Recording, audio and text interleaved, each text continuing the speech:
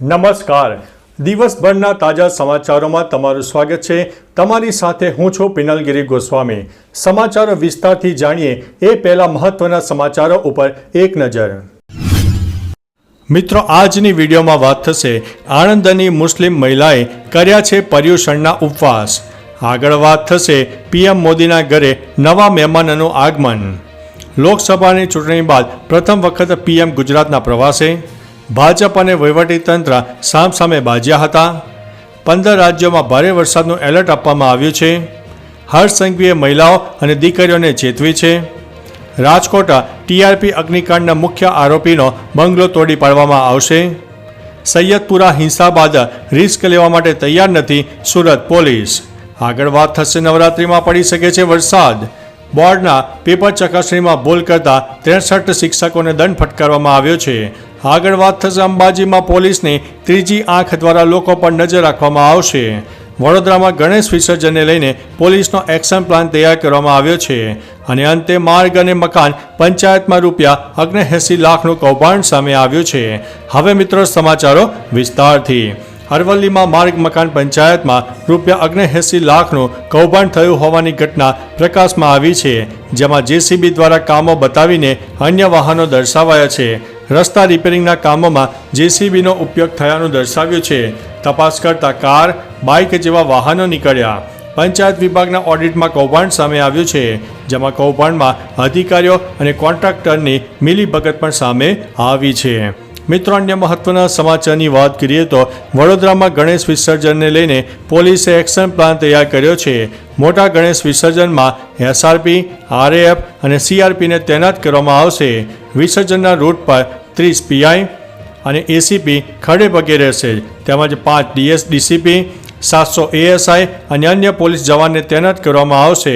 સમગ્ર વિસર્જન રૂટ પર ડ્રોનથી નજર રાખવામાં આવશે. અસામાજિક તત્વોના મોબાઈલ સર્વેલન્સ પણ મૂકી દેવામાં આવ્યા છે. મિત્રો, અન્ય મહત્વના સમાચારની વાત કરીએ તો બનાસકાંઠા જિલ્લામાં આવેલા વિશ્વવિખ્યાત માં અંબાના ધામ અંબાજી ખાતે ભાદરવી પૂનમનો મહામેળો યોજાઈ રહ્યો છે. 7 દિવસીય આ મહામેળામાં ગુજરાત સહિત અલગ અલગ વિસ્તારોમાંથી લાખો પદયાત્રિકો પદયાત્રા ખેડીને અંબાજી ખાતે આવી રહ્યા છે. ત્યારે કોઈ ઘટના ન બને તે માટે પોલીસ દ્વારા કડક બંદોબસ્ત ગોઠવી દેવામાં આવ્યો છે અને સીસીટીવી મારફતે નજર રાખવામાં આવી રહી છે. મિત્રો, અન્ય મહત્વના સમાચારની વાત કરીએ તો રાજકોટના 63 શિક્ષકોને ₹92,000નો દંડ ફટકારવામાં આવ્યો છે. બોર્ડના પેપર ચેકિંગમાં 10 થી 40 માર્કની ભૂલ કરી છે. ધોરણ 10 થી 12ના પેપર ચેકિંગમાં શિક્ષકોની ભૂલ સામે આવી છે. માત્ર વિદ્યાર્થીઓ પેપરમાં ભૂલ કરે એવું નથી. શિક્ષકોએ પણ પેપર ચકાસણીમાં ભૂલ કરતા દંડ ફટકારવામાં આવ્યો છે. ગયા વર્ષે ધોરણ 10 અને 12ની બોર્ડની પરીક્ષામાં પેપર ચેકિંગમાં મોટા પ્રમાણમાં ભૂલો કરવામાં આવી હતી. મિત્રો, અન્ય મહત્વના સમાચારની વાત કરીએ તો રાજ્યમાં આગામી મહિનામાં ચોમાસું વિદાય લેશે. ચોમાસું વિદાય થવાની સામાન્ય તારીખ 15 સપ્ટેમ્બરથી 5 ઓક્ટોબર સુધીની હોય છે. જેથી હાલ તેની અસર પણ જોવા મળી રહી છે.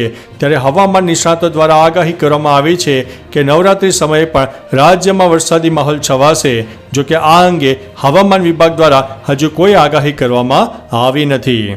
મિત્રો, અન્ય મહત્વના સમાચારની વાત કરીએ તો સુરતના સૈયદપુરામાં થોડા દિવસ પહેલા ગણેશજીની પ્રતિમા પર પથ્થરમારાની ઘટના બની હતી. જેથી હવે સુરત પોલીસ એલર્ટ થઈ ગઈ છે. ઈદે મિલાદ અને ગણેશ વિસર્જન હોવાથી પોલીસ રિસ્ક લેવા માંગતી નથી. જેથી સંવેદનશીલ વિસ્તારો માટે પોલીસે ખાસ રણનીતિ ઘડી છે. આ વખતે સરકારની સાથે સાથે પ્રાઇવેટ સીસીટીવી કેમેરાનો પણ ઉપયોગ કરાશે. ઉપરાંત 320 ધાબા પર પોલીસની ખાસ ટીમો તૈનાત કરવામાં આવશે. મિત્રો, અન્ય મહત્વના સમાચારની વાત કરીએ તો રાજકોટમાં ટીઆરપી અગ્નિકાંડમાં 27 માસૂમોના જીવ ગયા છે. આ પાછળ મહાભ્રષ્ટ મનસુખ સાગઠિયાનો લાંચની રકમથી તૈયાર થયેલો યુનિવર્સિટી રોડ પરનો બંગલો તંત્ર દ્વારા હવે ગમે તે સમયે તોડી પાડવામાં આવી શકે છે. તંત્ર દ્વારા હાલ તમામ તૈયારીઓ પણ કરી દેવામાં આવી છે. મનસુખ સાગઠિયાના આલિશાન બંગલાની વિગતો મહાનગરપાલિકાએ મંગાવી હતી. મિત્રો અન્ય મહત્વના સમાચારની વાત કરીએ તો અમદાવાદ રેલવે પોલીસે 15થી વધુ મહિલાઓને નિશાન બનાવીને લવ જિહાદ કરનારાઓનો પર્દાફાશ કર્યો છે. આ મુદ્દે હર્ષ સંઘવીએ ટ્વીટ કર્યું છે કે આરોપીની ધરપકડ કરીને વધુ તપાસ ચાલી રહી છે. આ એક ખૂબ જ મોટો ઘટસ્ફોટ છે. હિન્દુ યુવતીઓને લવ જિહાદમાં ફસાવીને અત્યાચારના કિસ્સાઓમાં આપણે સાવધ રહેવું જોઈએ અને આપણી દીકરીઓ અને બહેનોને ચેતવવી જોઈએ. તેમણે અમદાવાદ રેલવે પોલીસને અભિનંદન પણ આપ્યા હતા. મિત્રો અન્ય મહત્વના સમાચારની વાત કરીએ તો ભારતીય હવામાન વિભાગે દેશના 15 જેટલા રાજ્યોમાં ભારે વરસાદની આગાહી કરી છે. હવામાન વિભાગના જણાવ્યા પ્રમાણે બંગાળની ખાડીમાં હજુ પણ નીચા દબાણનું ક્ષેત્ર બની રહ્યું છે, જેના કારણે દિલ્હી એનસીઆરમાં 2 દિવસથી સતત વરસાદ પડી રહ્યો છે. આ ઉપરાંત ઉત્તર પ્રદેશ, મધ્યપ્રદેશ, ગુજરાત, મહારાષ્ટ્ર અને રાજસ્થાનમાં પણ વરસાદ ચાલુ હતો. ઉત્તરાખંડના ચમોલીમાં ભૂસ્ખલનને કારણે બદ્રીનાથ હાઈવે પણ બ્લોક થઈ ગયો હતો. મિત્રો અન્ય મહત્વના સમાચારની વાત કરીએ તો હાલ રાજ્યમાં દબાણને લઈને ભારે ચર્ચા છે. દરમિયાન કચ્છના મુન્દ્રામાં દબાણ હટાવવા અને ન હટાવવા મુદ્દે ભાજપના નેતાઓ અને વહીવટીતંત્ર આમને સામને આવવાના એક અહેવાલ સામે આવ્યા છે.